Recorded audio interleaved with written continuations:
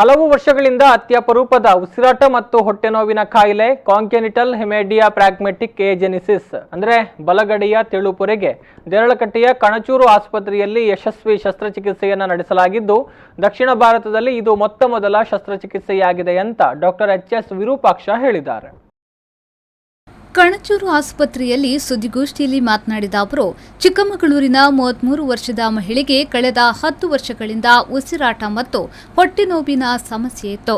ಚಿಕಿತ್ಸೆಗಾಗಿ ಅವರು ಕಣಚೂರು ಆಸ್ಪತ್ರೆಗೆ ಬಂದಿದ್ದು, ಸೂಕ್ಷ್ಮವಾಗಿ ತಪಾಸಣೆಯನ್ನ ನಡೆಸಿದಾಗ ಶ್ವಾಸಕೋಶದ ಬಲಗಡೆ ಡಯಾಫ್ರಾಗ್ಮೆಟಿಕ್ ಹೆರೇನಿಯಾ ಸಮಸ್ಯೆ ಇರುವುದು ಪತ್ತೆಯಾಗಿದೆ.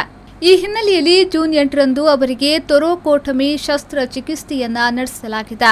ಸತತ 4 ಗಂಟೆ ನಡೆದ ಶಸ್ತ್ರಚಿಕಿತ್ಸೆ ಯಶಸ್ವಿಯಾಗಿದೆ ಎಂದು ಹೇಳಿದರು.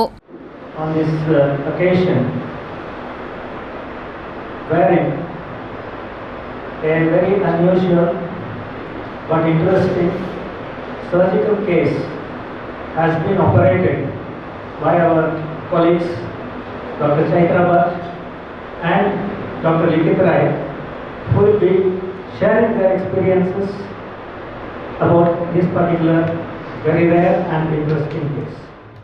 ಎದೆಗೂಡು ಶಸ್ತ್ರಚಿಕಿತ್ಸಕ ಡಾಕ್ಟರ್ ಚೈತ್ರಾ ಭಟ್ ಅವರು ಮಾತನಾಡಿ, ಎದೆಗೂಡಿನ ಎಡಭಾಗದಲ್ಲಿ ತೆಳುಪೊರೆ ಸಮಸ್ಯೆ ಬಂದರೆ ಕೆಮ್ಮುವುದು ಕಷ್ಟವಾಗ್ತದೆ.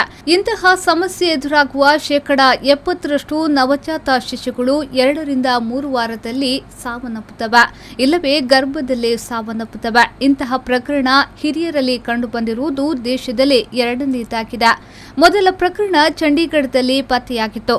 ಕರ್ನಾಟಕದಲ್ಲಿ ಮೊದಲ ಪ್ರಕರಣ ಅತ್ಯಂತ ಅಪರೂಪದ ಪ್ರಕರಣ ಆಗಿರುವುದರಿಂದ ಈ ಬಗ್ಗೆ ಸಂಶೋಧನೆ ಕಷ್ಟ ಎಂದು ಹೇಳಿದರು. ಇಡೀ ಲೋಕದಲ್ಲಿ 1 case in 1.5 to 2.5 lakh people. It is found in 1.5-2.5 lakh ಜನರಲ್ಲಿ ಒಂದು ಇರಬಹುದು. ಸೊ ಇಷ್ಟು ರೇರ್ ಆಗಿದ್ದಾಗ ಇದರ ಮೇಲೆ ಸಂಶೋಧನೆ ನಡೆಸೋದು ಕಷ್ಟ ಆಗಿದೆ. ಸೊ ನಾವು ಕೇಸ್ ರಿಪೋರ್ಟ್ ಅಂತ ಮಾಡಬಹುದಷ್ಟೇ ಹೊರತು to get a full analysis of the cases. ಈ ಸಂದರ್ಭ ಸುದ್ದಿಗೋಷ್ಠಿಯಲ್ಲಿ ಕಣಚೂರು ಆಸ್ಪತ್ರೆ ಮತ್ತು ಸಂಶೋಧನಾ ಕೇಂದ್ರದ ನಿರ್ದೇಶಕ Abdul Rahman, doctor Sandeep K, doctor Likhith Rai, doctor Vincent Mathias, doctor Rohan Monis ಉಪಸ್ಥಿತರಿದ್ದರು.